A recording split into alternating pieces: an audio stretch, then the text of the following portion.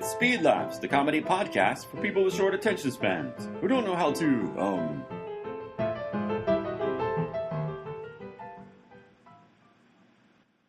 I'm sorry, Miss Maroney. I just can't seem to find the instruction book.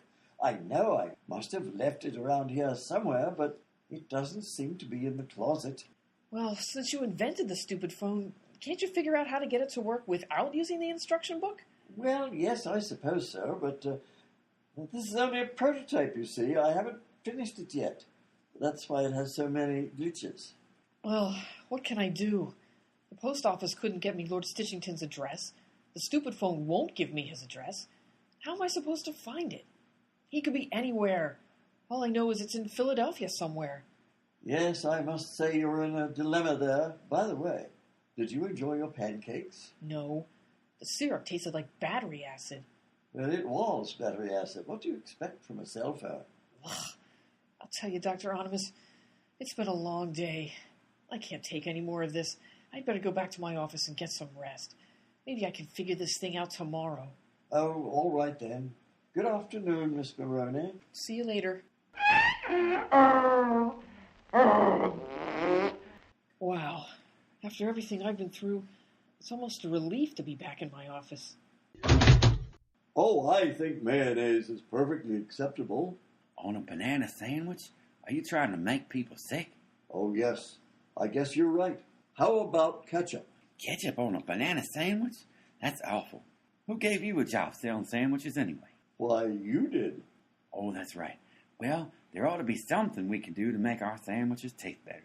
You know, if I could butt in here, I've got an idea that might... Nobody asked you. Sit down. Hey, guys. Oh, hi, Rose. You know, we got a lot of orders for sandwiches while you were gone. Yeah? Have you sent any of them out? Yeah, but they keep sending them back. You know, not that you guys would really be interested, but there were 3 murders that happened in the last 6 weeks, and I've had a hell of a time trying to solve them. Oh, yeah?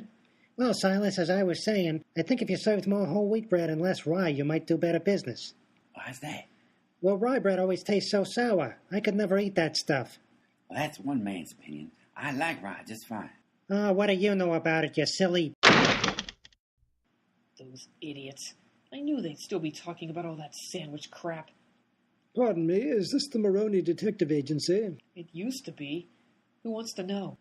Well, don't you know me, Miss Maroney? I'm Lord Stitchington.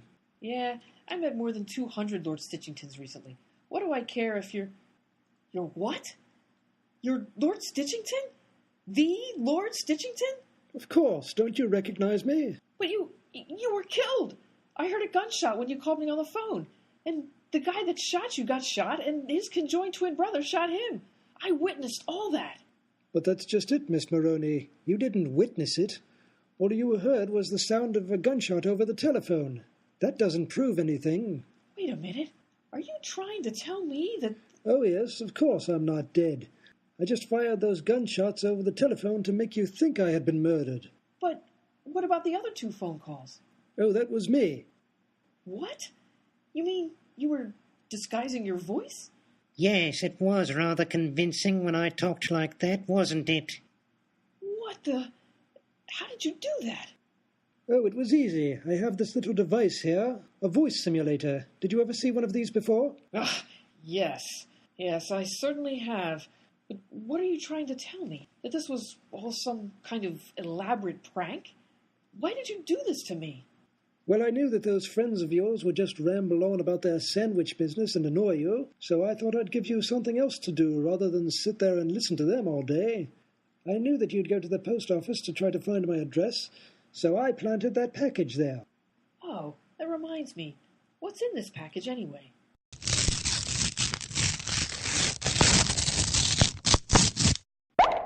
It's me. Pumpernickel? I thought you were directing traffic. Well, that was just temporary. I'm sure I can find someone else to it.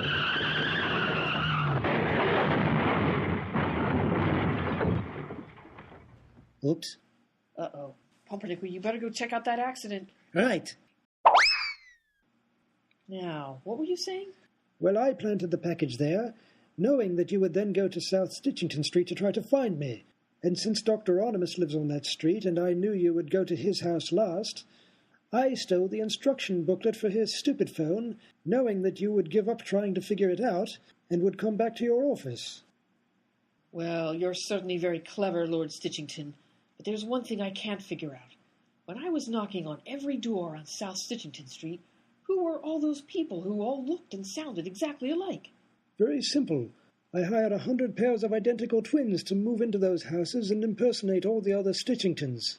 But that would only account for 200 people. I talked to 220 people. Well, some of them had to play dual roles, you know. I saved a lot of money that way. I don't believe this.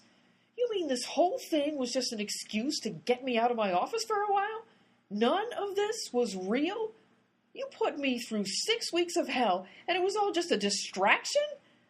You might be very good at faking your own death, Lord Stitchington, but you're not going to fake this one. I say, what are you doing? Put that gun down! 1, 2...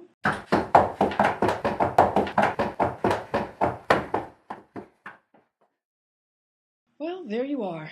He's not really dead, and there are no bullets in this gun. Now we're even. Ow! My foot! What kind of gun is this anyway? Manufactured by Dr. Onimus Firearms Company. Well, that figures. Hey, Rose, we need your help. We just got an order to deliver 200 sandwiches to South Stitchington Street. They said they're really starving down there. Oh, this is ridiculous. Will they successfully deliver 200 sandwiches to South Stitchington Street? Will Rose's injured foot ever recover? Will Dr. Onimus ever make a product that actually works? Will Silas stay in the sandwich business? Will the stupid phone ever be redesigned so it can make better tasting syrup? Will President Lincoln stay in the 21st century? Or will he eventually decide to go back to the 19th? Whatever happened to Gloria and Charles? Will Nathaniel Clute ever convince more people to listen to this show? Did anything in the preceding 12 episodes make any sense at all? Tune into the next episode of SpeedLaughs. And we won't answer any of these questions because we're out of here. That was the 12th and final episode in the third series of SpeedLaughs, a short podcast for short people with short attention spans, written by Andrew Gilmore and featuring Andrew Gilmore, Dick Lee, Joe McCann, and Martha Michael. We hope you enjoyed it, and if you didn't, it's over now, so what difference does it make?